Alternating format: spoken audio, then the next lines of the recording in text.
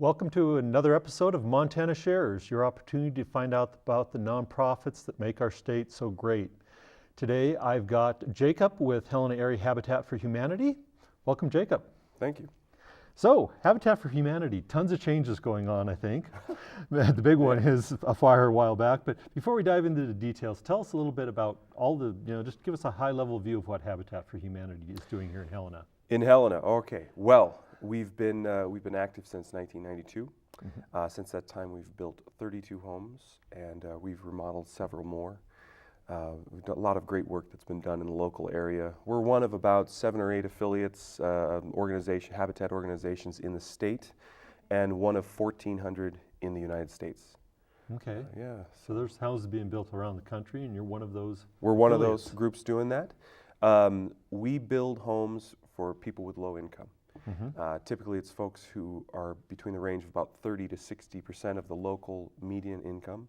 And we just work with folks who have a real need for housing, who probably would never have an opportunity to own their own home, and through the work of volunteers and some wonderful sponsors, we're able to build homes for them. Wonderful. Yeah. And you say you finished 30 and started on 31? Oh, we finished 32, Okay. and now we're about ready to start on 33. So Okay. Actually, yeah. So Wonderful.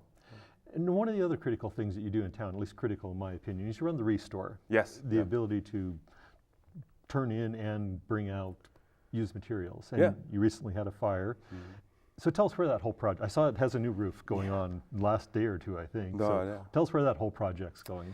Well, that building, which is on National Avenue here in the middle of Helena, near Lewis and Clark Brewing, was actually an 1885 building. They used to build horse-drawn carriages out of it. So there's 2-foot thick stone walls in the building. There was a fire, and it damaged quite a bit of the roof structure. So from the outside, doesn't look like a lot of damage. When you step through the doors, quite a bit. We've had to completely gut the building and repair a lot of the roof structure. Amazingly enough, most of the framing, most of the core framing for the building was still more than adequate. We were able to rebuild that. We put on a new roof, like you said. It was just finished yesterday. They put on gutters this morning. We're rebuilding the inside, about ready to put up some drywall and paint. And it's looking like it'll be remodeled hopefully by the middle of March. We're hoping to be opened at least somewhat in May, with a grand opening I think in June. So. Okay. And you are open sort of next door to where you're going to be? We have been, in yeah. the meantime. Actually, quite amazing. It was, they opened the temporary restore. We moved as much stuff out of the building that we could salvage with the help of volunteers. We moved right next door. AgriFeeds was the business that was next door. They had just moved out, and we were able to set up next door within 2 weeks of the fire. And we've been running there temporarily. That store is going to be closed March 1st as we work to get back into our remodeled structure. So again, we're going to use volunteers to help us, groups and individuals who are coming out to lend a hand to set up shelving, to bring in materials, and then we'll do a call out for donations, because all of the materials in the store are donated building products that people are taking from their homes and donating to Habitat. So we resell them, and we use those proceeds to build houses. Right. Let's dive in a little deeper. What kind of things do you love having people bring in as far as used material goes? Doors, windows. We do quite a bit of cabinets. People bring in full cans of paint, and people use those all the time. Really a lot of hardware. We have a lot of miscellaneous things, tools, even appliances, and actually down to furniture. People are bringing in furniture, and basically anything that can be reused and put into a home, we take and resell.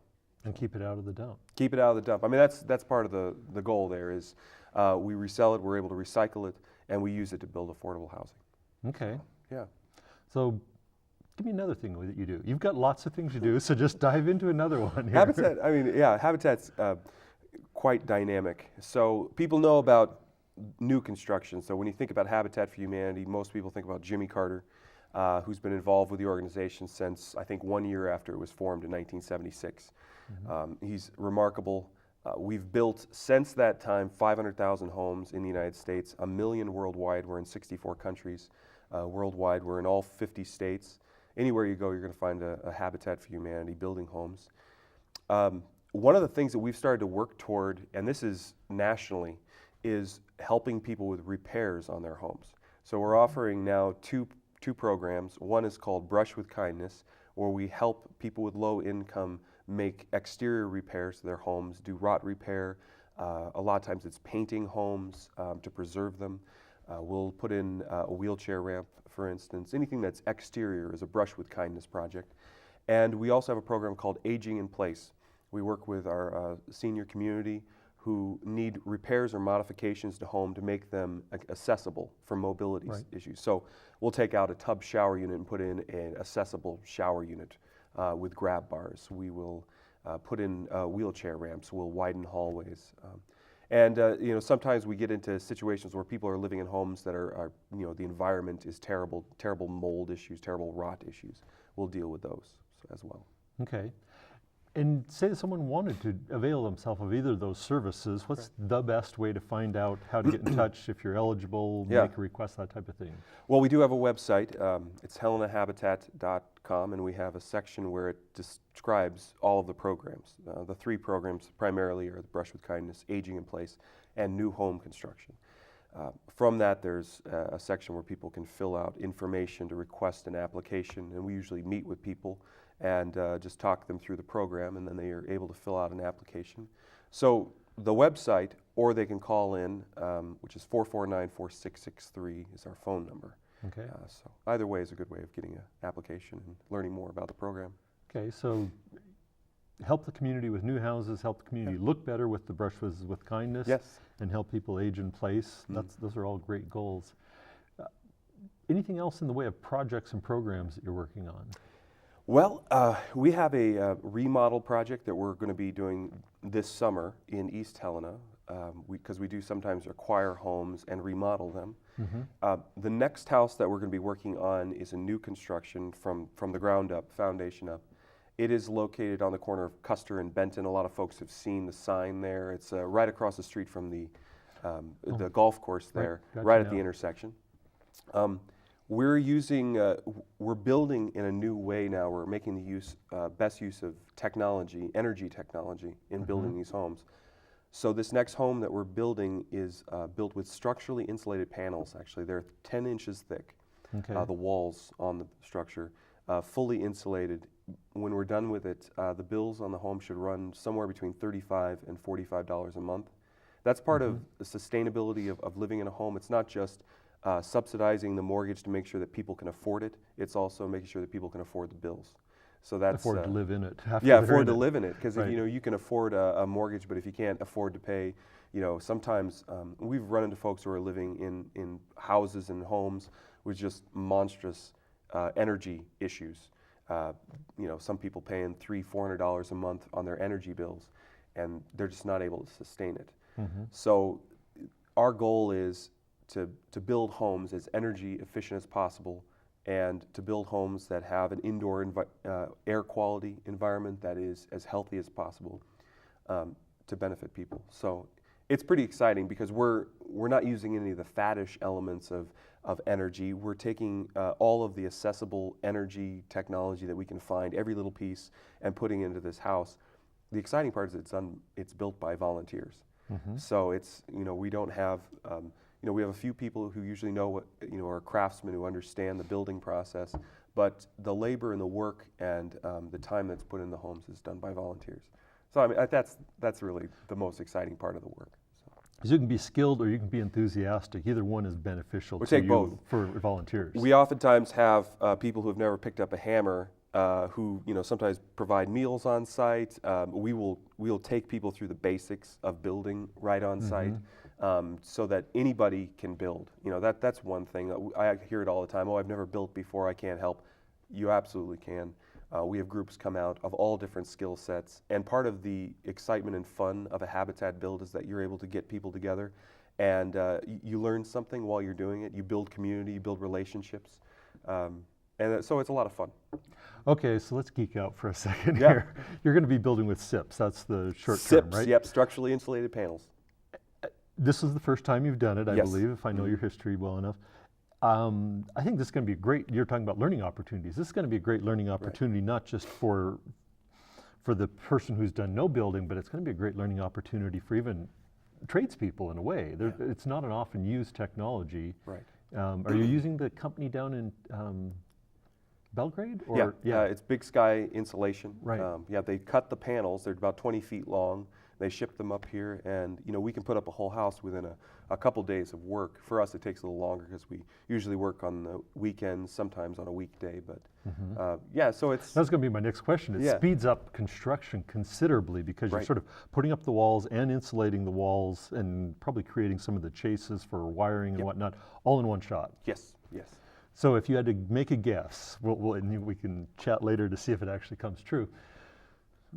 A normal house, how many weeks? A goal for this house, how many weeks? Well, so for us, it's a little bit different because we do work with volunteers. We're dependent on the volunteer labor coming out. We've had some great groups that have signed up already. We're looking for more groups to come on board. We're looking for this house. I mean, we'll probably build it from beginning to end in about 16 weeks. I worked before for Habitat for Humanity in Kentucky, and we had houses down to 10 weeks with volunteers. We were building 16 to 18 homes a year, and Lexington, Kentucky is a much larger area. But so there's real potential. I think that Butte, they're building them about 7 to 9 weeks. So. Yeah, you can. Oh, I'm curious as heck about this house. Yeah, I want to absolutely. see it go up. That'll be fun. No, it's going to be, and it's definitely not like with tradesmen. You have folks working Monday through Friday. Well, we typically work Fridays and Saturdays, sometimes a Wednesday, sometimes a Thursday, but usually 2 days a week with volunteers. The other days, our construction supervisor is setting up for the week ahead and making sure that it's all done. But because we have many hands on site at once, a lot happens, and that's what's exciting. So every week that people drive by that home, they're going to see changes, big moves, right? And especially in the first couple of weeks. So, because I'm expecting by week 2 to have the entire roof on. So, in a matter of basically 3 build days, we'll have from floor to roof. From floor to roof. So the foundation will be sitting there, and then we'll do the rest of it. Okay. So, yeah, it's gonna be fun. So I'm really excited about it. That is exciting. The fire set us back. No doubt about it. A lot of energy went into recovering from that. It was, and I think what we're hoping for going forward, Helena Habitat has built 1-2 houses on pace, a year. We want to build more houses. There was a housing study that was done by the Helena Housing Authority and through the city, looking at what is the need of affordable housing, workforce housing. I mean, it's one way that we start to talk about it. And that study identified, and this was back in 2010, the need for 75 new single-family homes built every year to keep pace with the need. Well, we have to build more. Right. So when we talk about affordable housing, housing that folks can afford, it just isn't something that's economically viable for a lot of contractors out there. So my hope is here in the next few years that we're going to be building quite a bit more each year, along with our repair services. So, and there's absolute potential to do that, and absolute need here for that to happen. So we need to do it. People can help out by donating used materials to Restore. Always. They can volunteer to either help on a new construction or on the aging in place or the brushes with kindness. Damn. What else? I mean, lots. Tell us about lots and what people can do there. Well, land is always an issue for any builder, especially for us because we're building affordable housing. We can't afford very expensive lots. So we're always on the lookout for affordable land in the city and in East Helena as well. We build in East Helena. Sometimes folks donate land to us, and we'll make use of anything that we can find, really, because it's just we have a massive need and need to build homes. I would say that the 2 major needs we have right now is we've got some pretty amazing endeavors going on. One is this new home construction that's going to go up, and we're going to start that. The walls are going to go up in April.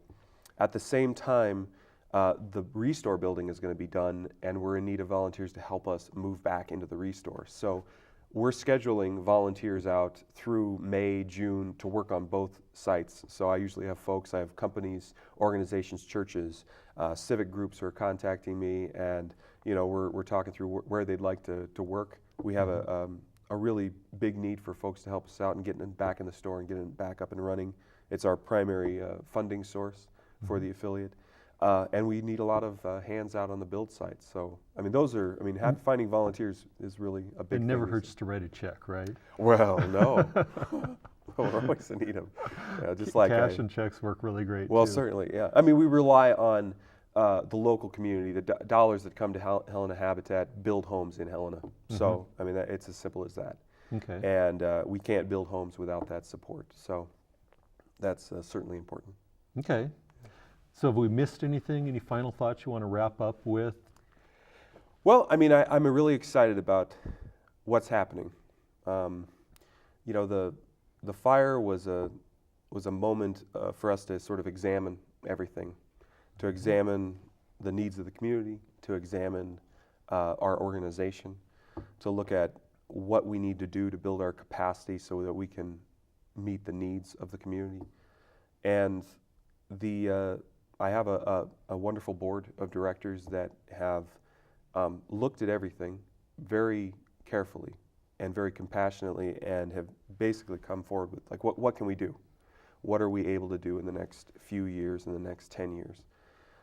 We're developing a plan to have a major impact on affordable housing, workforce housing needs in the Helena community. And that requires a lot of things to happen.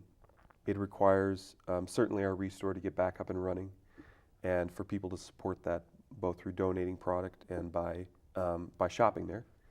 It requires volunteers. It requires people volunteering on some of our family support committees, other committees that we have going, construction committees. It requires folks being willing to donate and helping out with houses. It requires people to learn more about our program and to identify themselves as saying, hey, you know, I have a real need.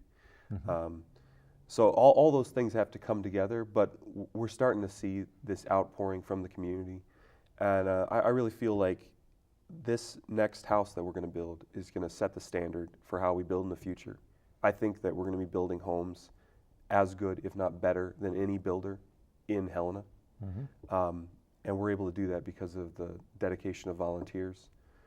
And you know, getting back into the Restore, I think, is going to be an opportunity for us just to transform the entire organization. So it's super exciting. I'm really excited about it. Great. Well, I'm glad we got to chat. Thank you for coming in today. Yeah. And I want to thank all of our viewers that tuned in tonight to hear this as well. And thanks for helping out and making our state so great by supporting the nonprofits in our state.